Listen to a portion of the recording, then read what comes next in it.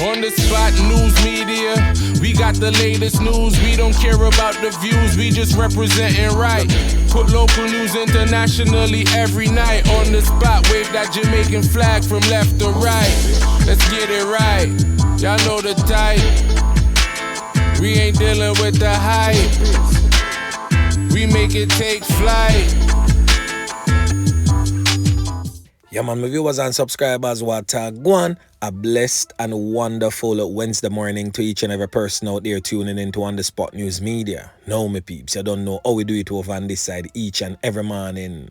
We have to give thanks and praise to the Most High Creator for the preservation of life, because life is indeed the greatest.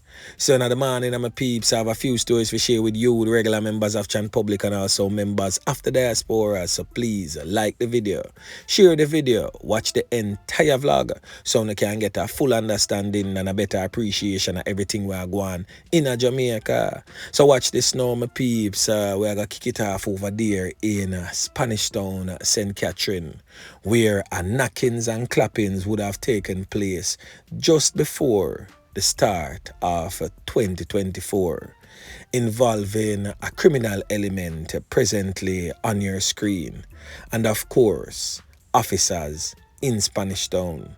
Now, the criminal element presently on your screen has since been identified as Donald Brown. Now, let me take on back to where this all started. I'm pretty sure some would have seen a TVJ exclusive interview with a man that was kidnapped and brutally beaten in the community of Tars Meadows, more popularly known as Tarspen in Spanish Town, on Thursday, December 28th. The police foiled that would-be kidnapping and rescued the man from the clutches of his kidnappers. This criminal element was taken out in a gun battle with the police. Now, upon the initial knockings and clappings with the police, his family members, friends, and community members came out and blocked the roads in protest, stating that the police took his life unjustly. Now, the police report in that knockings and clappings stated that the operation got underway sometime about 10 p.m. Thursday night, that is December 28th, following reports that a man was kidnapped. A ransom was reportedly being demanded for his safe return. Over $1 million is what the police report stated. The police stated that they immediately launched a rescue operation in connection with the incident. During the operation, the police say that they encountered gunfire. The police reportedly returned fire and the man was fatally conned up. The members of the Jamaica Constabulary says that they managed to rescue the kidnapped individual. Now, TVJ did an interview with the kidnapped person, who named the man that the police took out in that brazen gun battle as one of his kidnappers that carried out a severe beating upon his body. Now, what does the residents of Tars Meadows, otherwise known as Tarspen, his family and friends, now have to say? The victim of the crime came out and definitively said that the man that was proclaimed to be innocent was a part of his kidnapping.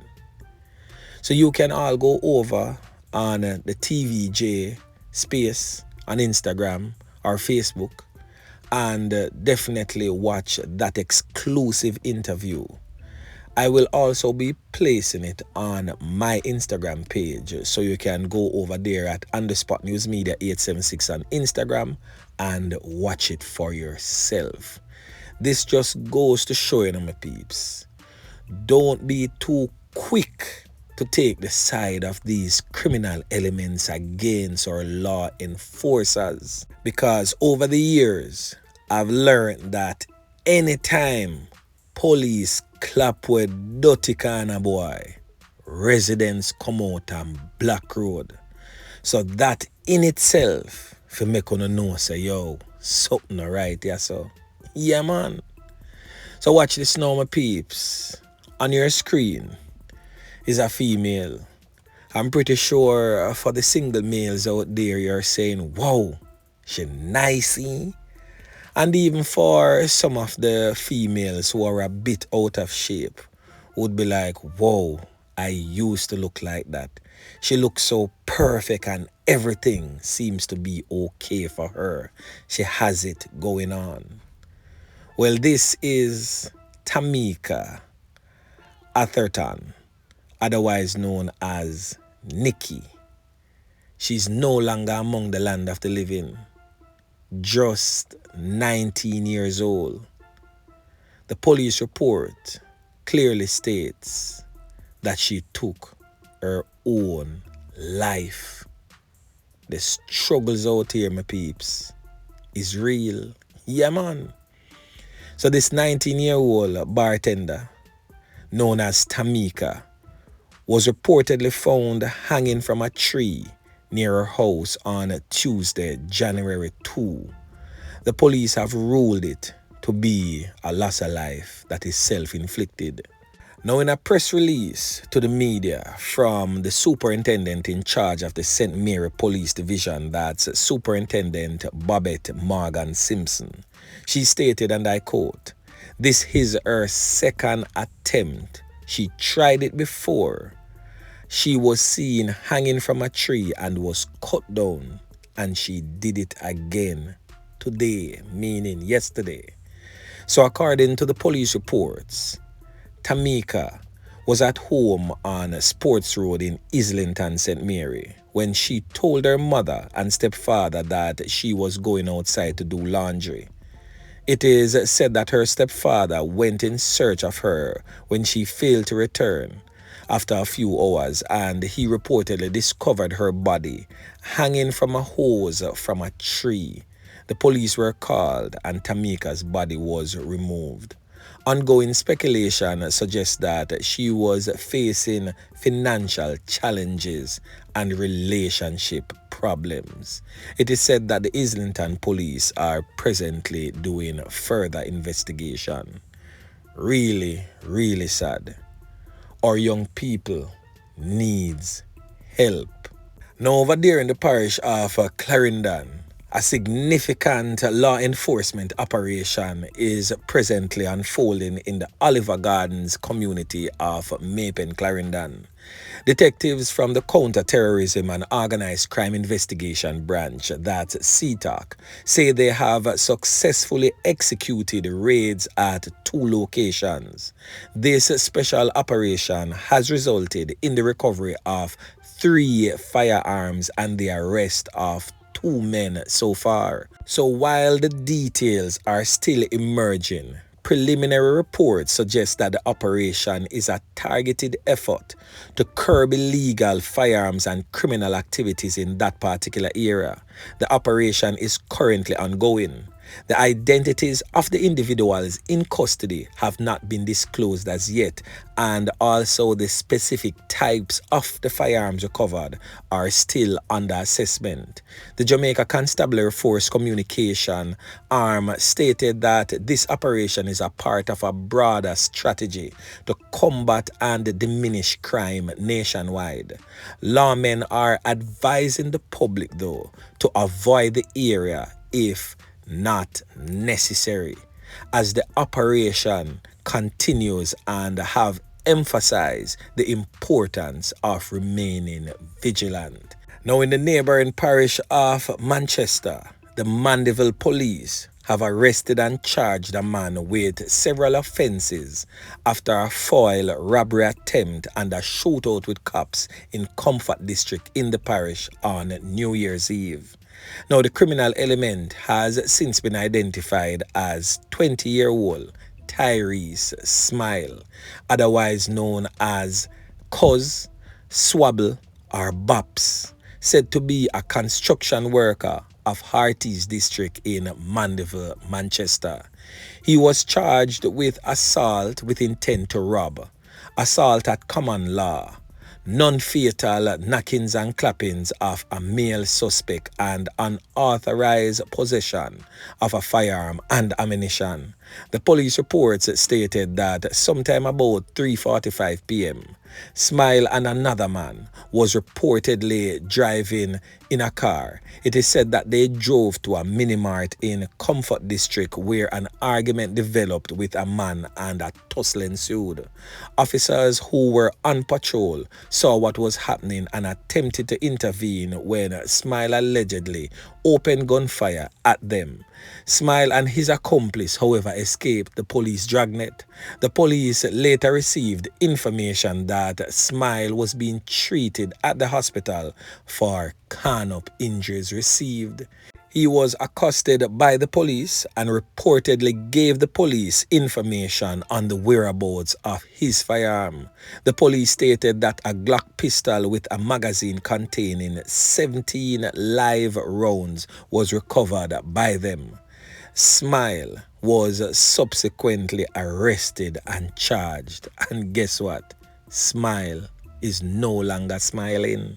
Yeah, man. Now over there in the war-torn, crime-riddled Westmoreland Police Division, 25-year-old Tameka Tek has been arrested and charged with a knockings and clappings of a 27-year-old man identified as Kemoy Wilson.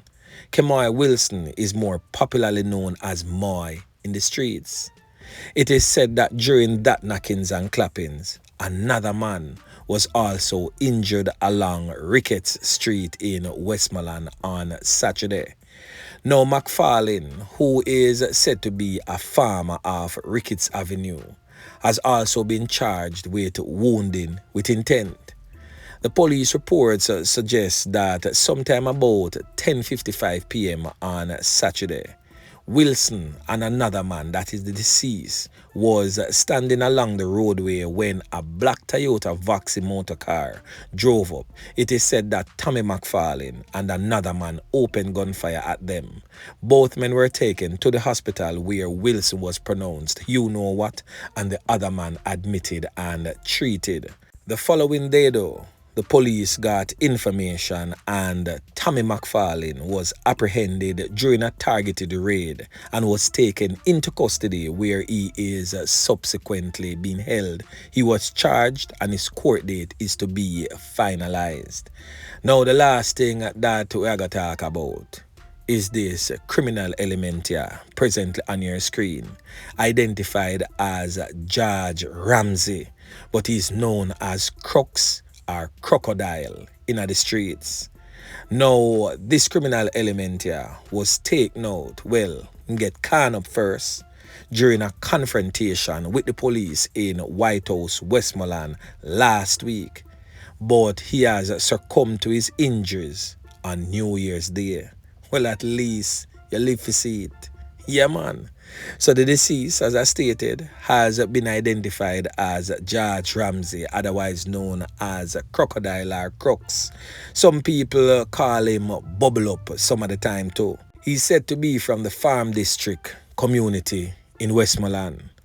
Now, the Deputy Superintendent of Police in charge of operations, that's Adrian Hamilton, stated that on Tuesday, Ramsey lost his life whilst under police guard in the hospital. A firearm was also reportedly taken from the deceased during the incident. So the official police report surrounding that knockings and clappings would indicate that sometime around 9:15 p.m. on Saturday, December 23rd, a team of police officers were on foot patrol in White House when they responded to a report of an alleged assault. It is said that Ramsey have used an illegal firearm to slap a female in the face. The police team responded and Ramsey reportedly pulled a firearm from his waistband and opened fire at the team of police officers, who in turn returned gunfire in his direction. The now deceased reportedly ran onto an open lot whilst still firing at the police.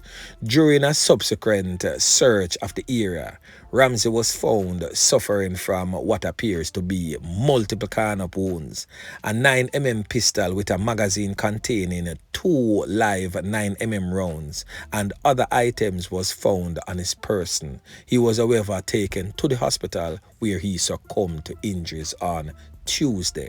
Yeah man, good riddance crocodile. You will no longer be here to assault another female in such a fashion.